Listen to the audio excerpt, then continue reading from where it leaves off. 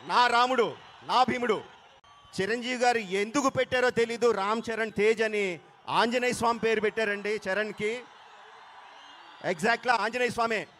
తన బలం ఏంటో తనకు తెలీదు, తనకి ఎంతమంది ఫ్యాన్స్ ఉన్నారో తనకు తెలీదు, ఆ ఫ్యాన్స్ తన కోసం ఎలా చచ్చిపోతారో తనకు తెలీదు. మేము చెప్పాలి, చరణ్ నీకింత బలం ఉంది, నీ వెనకాల ఇంత బలగం ఉంది అని మేము చెప్పాలి. అలాగే నందమూరి హరికృష్ణ గారు